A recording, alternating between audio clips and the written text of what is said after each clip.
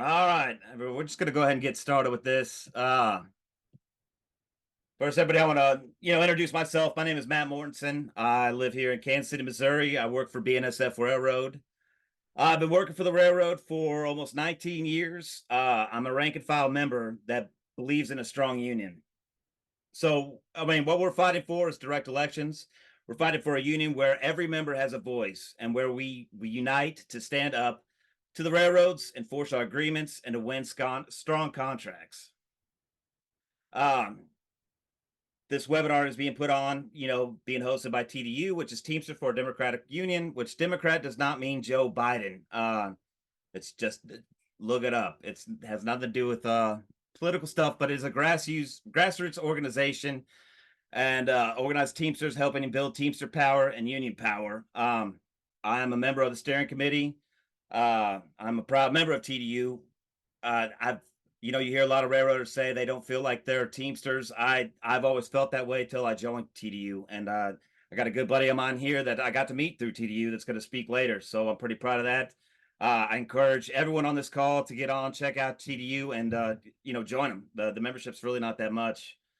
So at the end of this call, you're going to be text a form to get involved, to take action. Please fill that out and get this back to us because it's important for us to take action.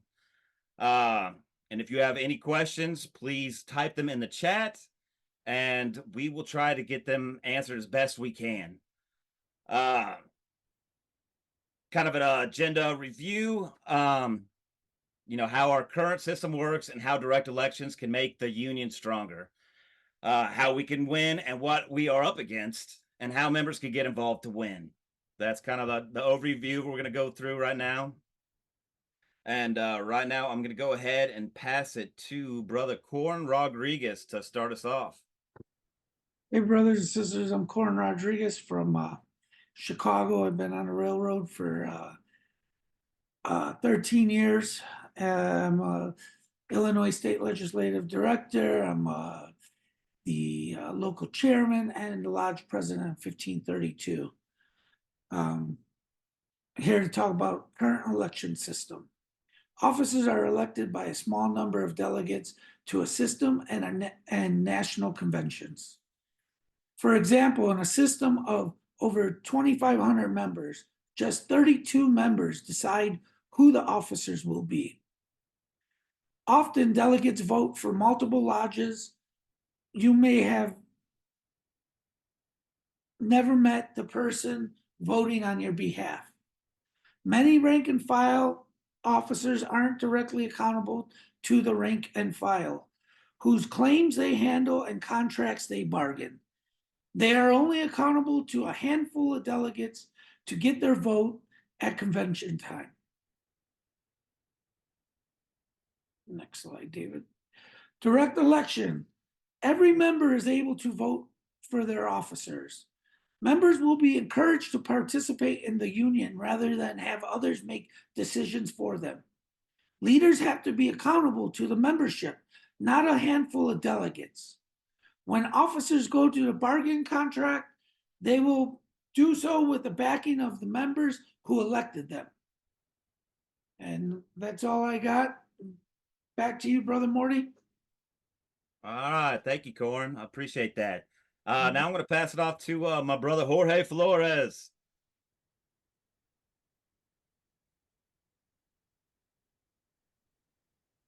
Can y'all hear me? Yeah, loud Hello? and clear, brother. Hey, what's going on? Thank you, Brother Marty. Glad to be on this call.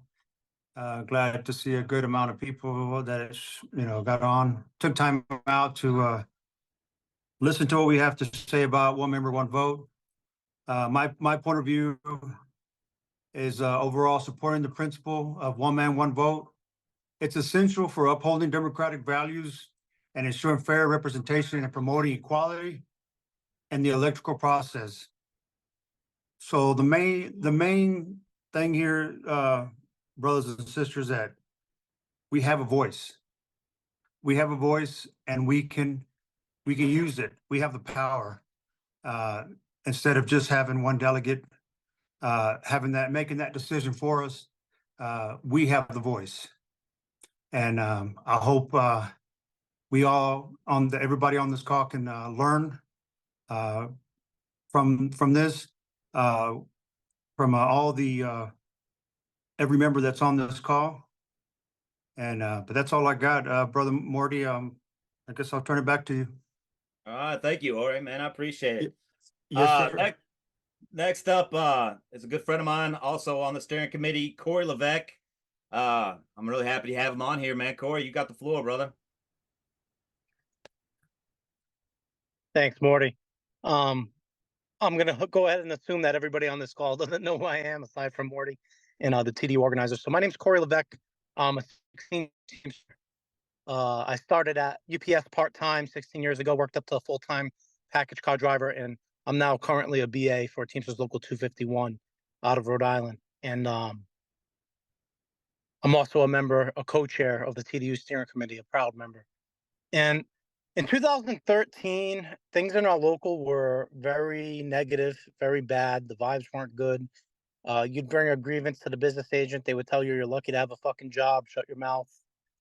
And that's when we utilized our right to vote in our local election and elect new leadership. And ever since then, the tides have turned. We actually have representation in the workplace. We have leaders that listen to their members. They feel like they're held accountable by the members day in and day out. And that was all due to us voting in that local leadership. In 2021, obviously we elected new leadership. The UPS contract turned out to be pretty good, especially for part-timers, and it raised the wages for them. There was longevity raises as well. And it was the polar opposite of what the 2018 UPS contract was like. You know, there was a 2/3 loophole that the leadership at the time under Hoffa imposed on everybody. And even though we voted the contract down, they negated our vote and they pushed the contract through anyways through a loophole. Basically saying fuck you to the members and saying that your vote doesn't matter. When we elected the new leadership in 2021, we did away to the people and gave the voice back to the members.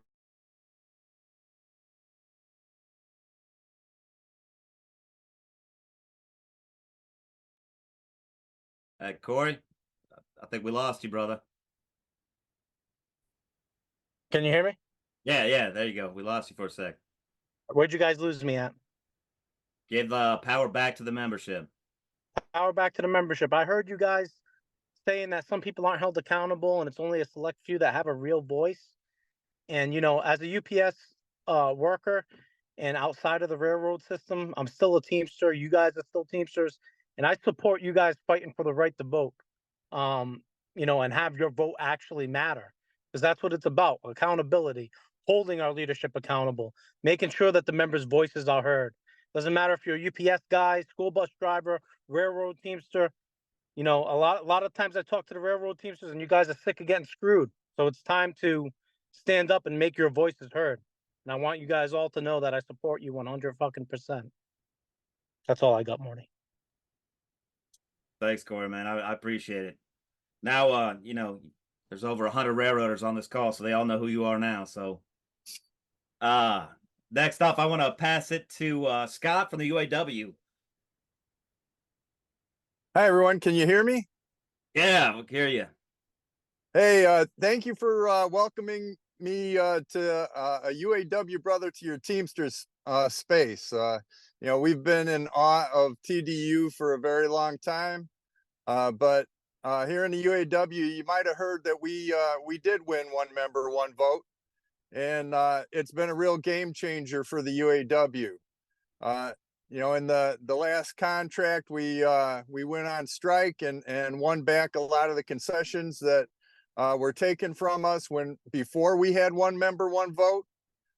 So it's a matter of you know, staying involved and being prepared when that moment comes that offers you the time to the right time to make that switch to one member, one vote. So you know, I encourage you to stay active in your pursuit of one member, one vote. Like I said, for the UAW, it's been a game changer, and we've you know, we've accomplished quite a bit because of it. So I wish you guys the best, and hope that you're able to achieve democracy in your the railroad sector of the Teamsters. And best wishes, best luck to you. If UAWD can do anything to help you guys out, we're here to help. Again, my name's Scott Holdison. I chair the steering committee for UAWD, and I'm a rank and file member of UAW Local 551 in Chicago. So I'm going to turn it back over to you. Thanks a lot. All right, thank you, Scott. I got to meet Scott there at Labor Notes, man. He's a good dude. That's it for our speakers, but kind of want to talk about how we're going to win direct elections. I mean, we need to get delegates to vote to change their bylaws to allow for direct elections. Corn Rodriguez kind of pointed this out. This is not an easy task. This is going to take every one of us to do it. You were literally asking literally asking guys to give up their power. And that's words from Ken Path. That's not hard. I mean, that's really hard to do. Because you got delegates that either they want to eventually be an officer, and you got officers voting for this too. So asking them to take a bit of their power away, they don't like at all. So with this, I know there's been some questions going around. We are starting with the systems and then kind of working our way up to national convention. Our hope is that, the majority of the systems will have direct elections by the time we get to national, and we could pass direct elections at the national level. So in some places, in some federations, delegates are elected in a special election, like in my federation, and then the local lodge chairman is the delegate, like in Devon's. So kind of review over the timeline of all the systems that are going to go through coming up. So, I mean, here's just kind of a timeline of all the conventions, like the Burlington system just had theirs, or about to have theirs. Then you got the Allied, and then ours in June. And this is kind of working our way up to June of 2026. And we're going to keep pushing. I mean, even if we don't win these, we're going to keep on going, because direct elections is really important. Creates a lot of power to the membership. So as we kind of went on, a lot of people were asking, want to know how their delegate voted at the national convention. So we kind of created a tool where you could look up the delegates. Right now you could see my lodge 2403, and I voted yes for direct elections. If you look up 1643 in Georgia, their delegate voted no last time. So in that local, they actually were upset with their delegate because that delegate did not vote the way they told them to vote. They actually elected a new delegate to go to the next convention. With that, I'm gonna pass it on to my brother Adam Smith.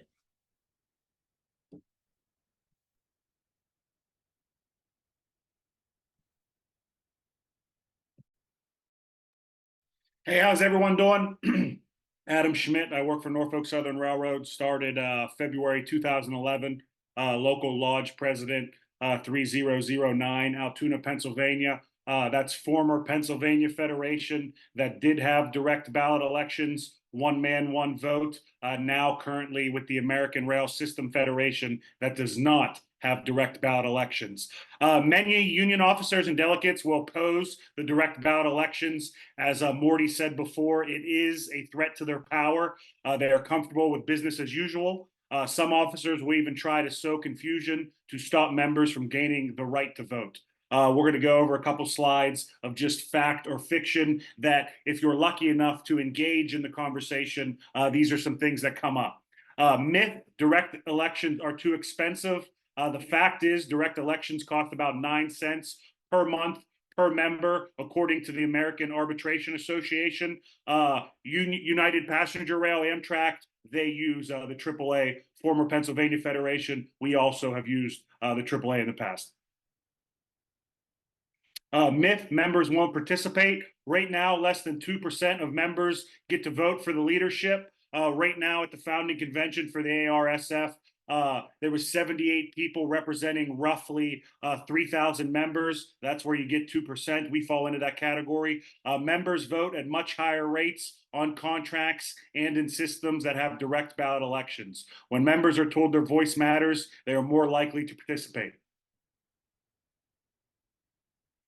Myth, we need to wait and study more before making such a big decision. Fact, we are the only Teamsters who do not have the right to vote for union officers. We are some of the only railroaders without the right to vote. Direct elections are common. Most of the BMWE is stuck in the past.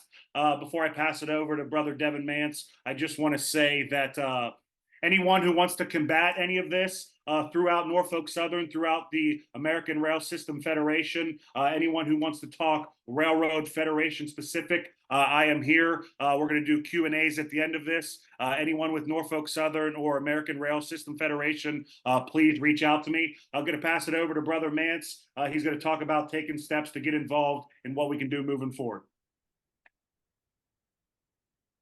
All right, thank you, Brother Schmidt. As he said, my name is Devin Mance. I am from Lodge 1326. I work for BNSF Railroad, and I am a proud member of the Bur-Nor System Federation. I like to talk a little bit about building a campaign. So we're talking about winning by building a large movement that involves members from across our union. We're going to help members run for delegate, sign petitions, passing resolutions, and actually we're going to end up pressuring delegates and leaders to do the right thing. That's what we have to do to get this win. The first thing we can do is we can talk to our coworkers. We can get them to sign the petition. This is an incredibly important step that everyone needs to take the time to do. The petition is important for a couple different reasons. One thing is we have members that when they sign on, we have thousands of members sign on all at the same time. We can show our officers and the delegates that it's something that members support. When people sign, we can help keep them updated, and we can share information with them as well. It's a reason also, and most importantly, to have a reason to talk to our members, right? Talk to our coworkers, ones that we work next to every day. We can involve them in this campaign because they are the union. Now, to talk about how to do petitions, I'm going to introduce Brother Josh Wilson.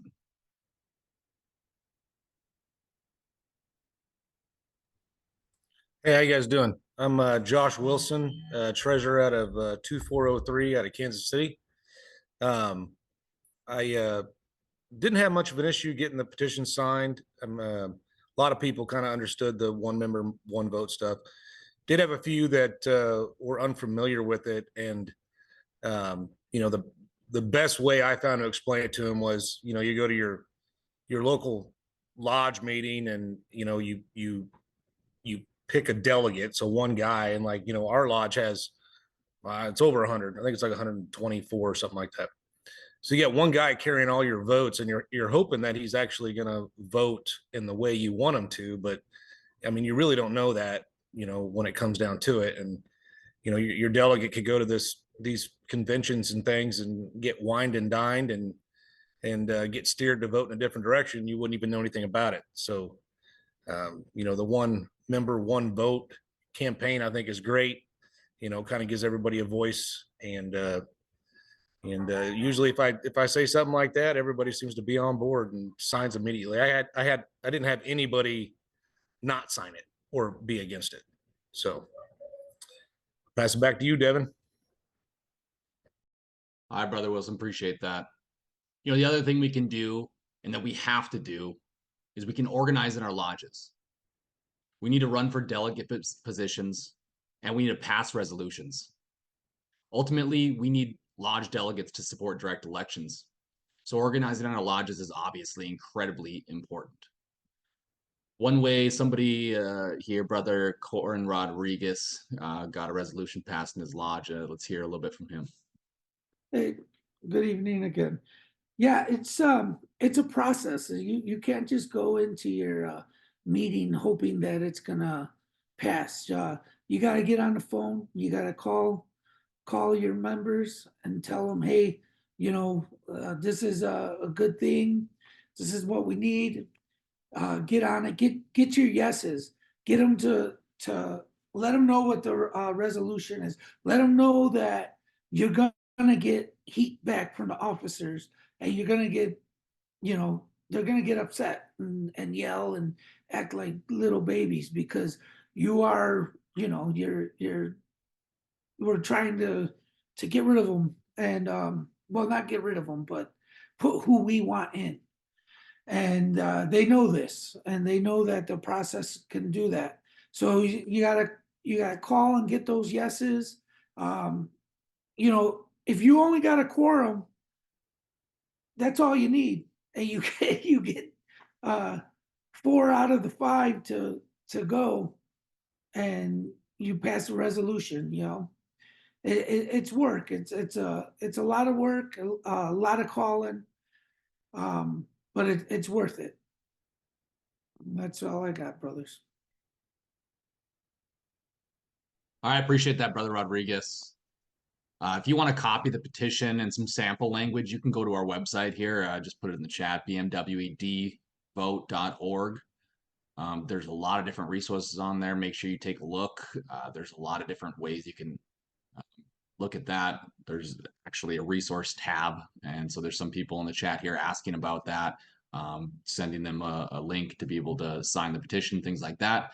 That's all on there, right? We try to make this as easy as we can. If there is ways that will make things easier, let us know. We want that input. All right, I'm going to pass this off once again to Brother Morty Mortensen. Yeah, thanks, Devin. Yeah, Corin, you were a little nice explaining the heat you were getting at your local, but no, I'm glad you guys got it passed. Just kind of give you guys, man, it's gonna take all of us to win this. None of us can do this by ourselves. This is a huge fight, and I would like every one of you guys to get involved. So please take the time to fill out. You're getting an action form sent to you, either mail or text.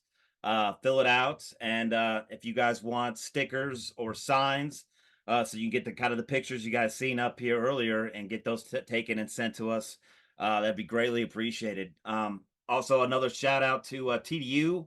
None of this could have been possible without TDU. I kind of like beat the hell out of this thing, but TDU is very important to me. It's like I said earlier, I've never felt like a Teamster until I joined TDU, and now I've met thousands of Teamsters. Corey that spoke earlier is just one out of thousands I've met, and I know if I called Corey today and says, "Hey man, I got some railroaders in your backyard that need help," he would be there. That's an amazing feeling to have, that UPSers they're willing to stand up and fight with us. They just don't know any of us, and the way to meet all these guys is through TDU. They're gonna have they have a convention every year. It's towards the end of this year. It's in Chicago. I advise all of you guys to go as well. It's a good place. We can sit here and talk on Zoom all we want, and that's fine. But there's nothing better than actually getting to meet somebody and shake their hand and sit down and break some bread with them and talk about strategy and how we're gonna fight them. Then you got Corey sitting there telling you how UPS can help. It's awesome. So I advise you guys check it out. Join. I believe everyone should join. It's TDU's amazing. With that, we'll now go on to questions and answers. If everybody wants to go there, got any questions or anything, just kind of type them out, and then we'll try to answer them as we go along.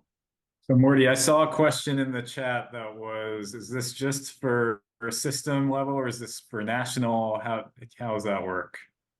Okay, yeah, good question. What we're trying to do now is just kind of start up at the system levels and then work up to national. So pass it system by system by system till we get to national convention, and then pass it at national level.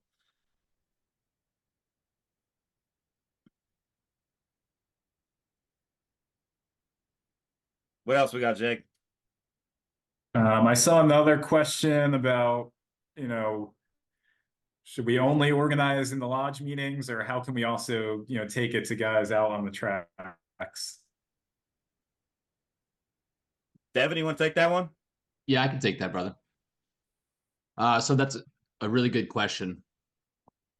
So this is part of the internal organizing. That's just having conversations with our membership whenever, right?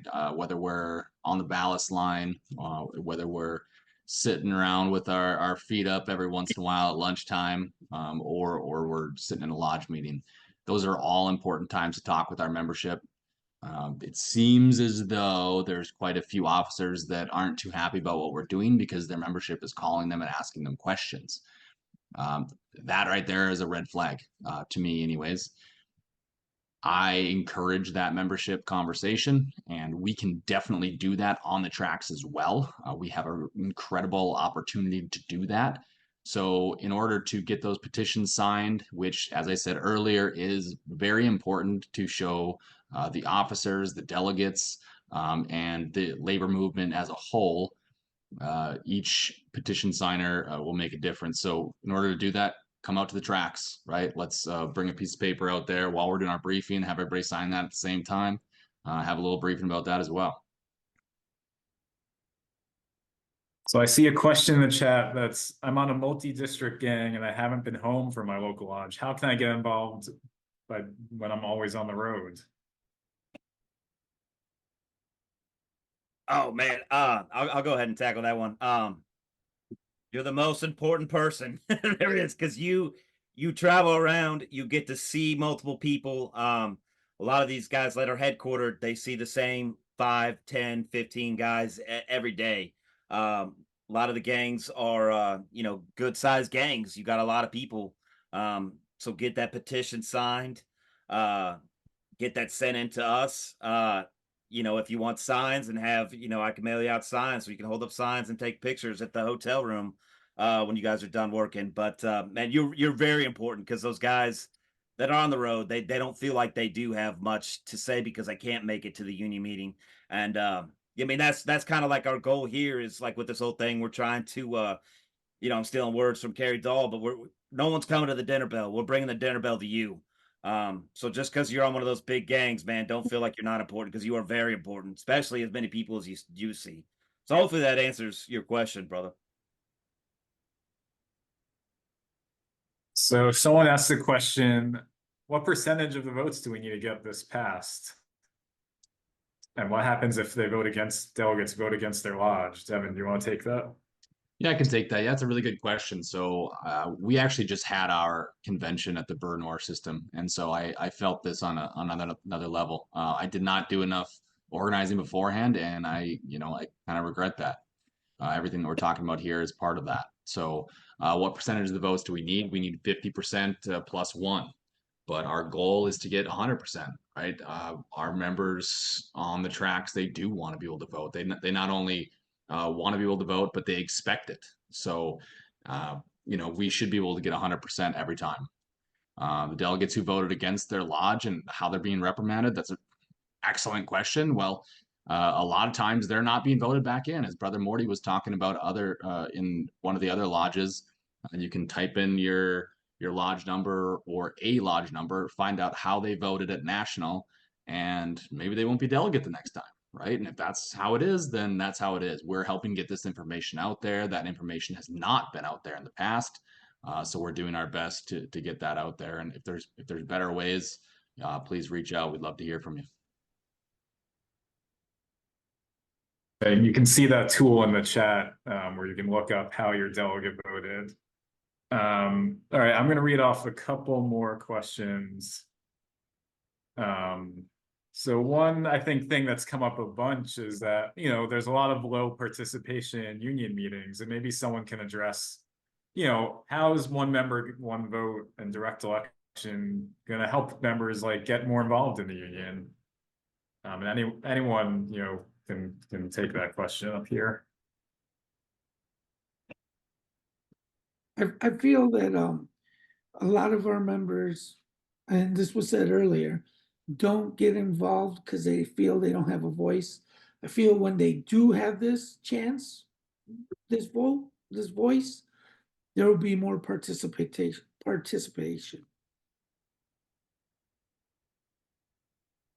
That's right. And like one thing I would look at is, when you guys, when you have votes on contracts and votes on things where people have a voice and they know it matters, people vote at really high rates. Right now only 2% of the union gets to vote on leadership or less. Now, Devin, if you're unmuted, I don't know if you wanted to add something. Yeah, sure. I'll just add something. As we were talking about earlier and getting the petition signed, like that's an easy way to go up to a member and have that one-on-one conversation, right? It's really easy to step up to them and say, hey, have you heard about this? Have you heard about this committee doing this? I'm in this. Like, why do we want this? My members don't know why we don't have this. It's odd that we don't have direct elections right now, like we do in our electoral system. If you weren't able to vote on your senator or your mayor, I'm sure you wouldn't be too happy about that. Well, members are finding out that they don't have this vote, and it's a good conversation to have.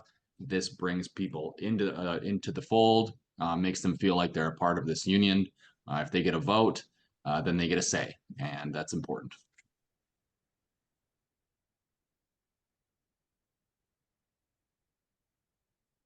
All right, I'm trying to find more questions. If folks have more questions, either type them in the Q&A box or ask them in the chat.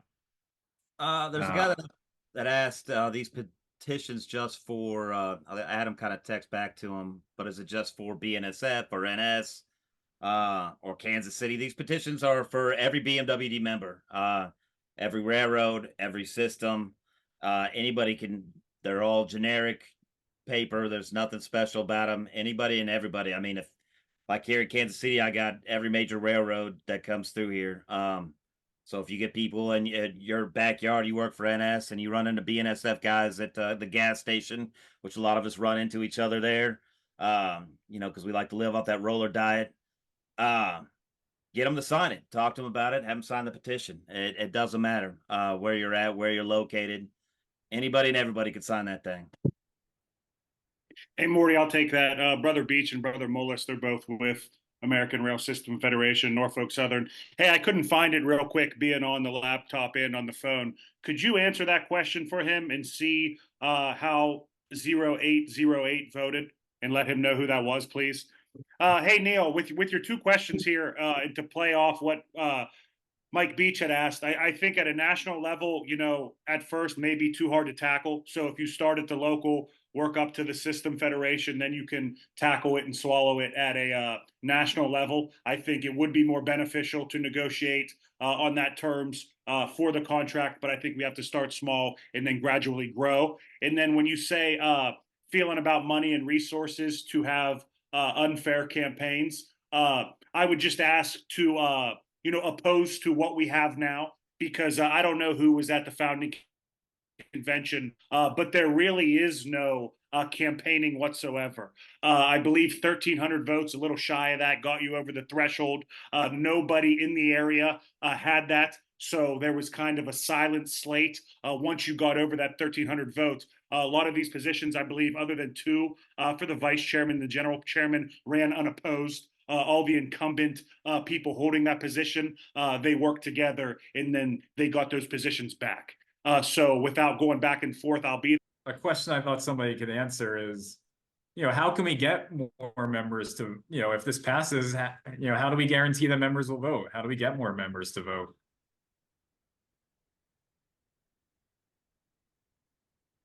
Or do you maybe want to take that one?